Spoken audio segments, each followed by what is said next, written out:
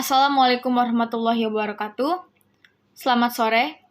Baik, sebelum saya melontarkan pendapat saya terkait mosi debat kali ini, izinkan saya terlebih dahulu untuk memperkenalkan diri. Nama saya Vanessa Auriel Tanamas, saya dari SMA Negeri 13 Jakarta.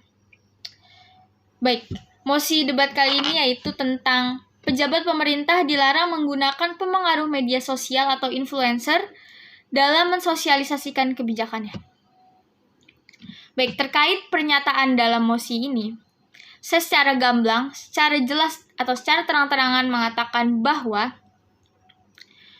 saya tidak setuju atas pernyataan dari pejabat pemerintah dilarang menggunakan media sosial atau influencer dalam membantu mereka untuk mensosialisasikan kebijakannya. Mengapa demikian? Simpelnya begini. Mengapa seseorang yang ingin memberitahukan sebuah informasi penting itu dilarang? Mengapa seseorang yang ingin menyebarluaskan suatu aturan, suatu kebijakan yang sekiranya mereka buat untuk mengarahkan halayak ramai ke dalam suatu kebaikan atau arahan yang lebih baik, kenapa dilarang? Kenapa tidak boleh? Itu simpelnya. Seharusnya itu disahkan saja.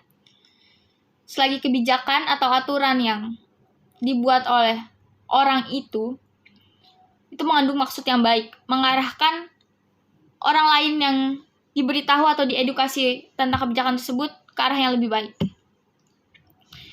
Nah, namun di sini saya akan menjelaskan secara lebih rinci lagi kenapa saya tidak setuju terkait pemerintah itu dilarang menggunakan media sosial atau menggunakan para influencer untuk membantunya dalam mensosialisasikan kebijakan. 1. Di masa sekarang ini yang serba digital, orang-orang cenderung itu lebih sering memegang yang namanya smartphone-nya ketimbang memegang koran, majalah, buku, tabloid, atau lain sebagainya. Masyarakat sekarang ini lebih suka menghabiskan sebagian waktunya untuk bermain smartphone, mengecek media sosialnya. Sedang apa masyarakat ini sering sekali mengecek media sosialnya? Nah, mereka ini biasanya ini ingin mengetahui beberapa part of life dari kegiatan-kegiatan atau kehidupan-kehidupan para influencer. Karena para influencer atau para pengguna akun media sosial yang diikuti banyak orang ini biasanya suka memposting beberapa bagian dari kehidupannya dan juga terkadang beberapa pekerjaannya. Masyarakat kita sekarang ini sangat tertarik untuk mengetahui hal-hal atau kehidupan orang lain. Seperti itu. Sehingga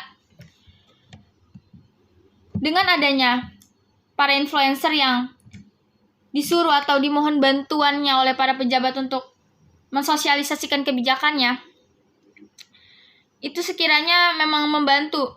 Karena pasti banyak orang yang melihat postingan-postingan dari influencer tersebut, yang akhirnya masyarakat luas yang melihat postingan-postingan dari status influencer tersebut akan mengetahui tentang kebijakan yang di-share, yang disosialisasikan oleh influencer tersebut. Kedua, cangkupan seorang influencer atau seorang pengguna sosial media yang diikuti oleh banyak orang itu luas. Karena lewat media massa online, segala sesuatunya akan cepat merambat. Ada berita A, asalnya dari misalkan dari si bunga menyebarkan suatu berita A, itu akan cepat tersebar ke siapapun lewat media massa online. Ketiga,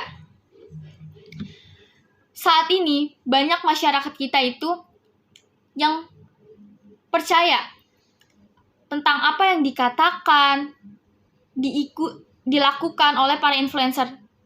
Mereka percaya karena mereka suka sama influencer tersebut.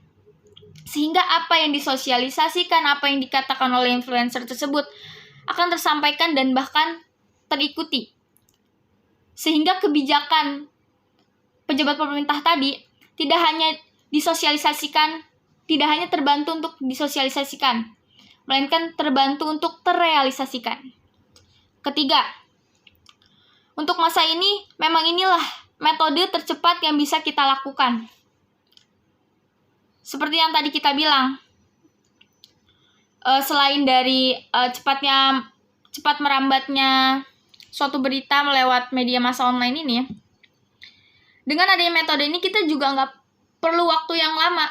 Kalau kita menggunakan metode manual, seperti misal pejabat pemerintah pusat yang punya kebijakan baru, itu harus dulu mengumpulkan para pejabat-pejabat daerahnya, melakukan rapat, perundingan, dan segala macam, baru pejabat daerah mengumumkan sampailah kepada pejabat-pejabat lingkungan seperti RT, RW, dan lain sebagainya. RT, RW juga perlu waktu untuk mengumpulkan para kepala-kepala keluarga agar diberi sosialisasi kebijakan tersebut.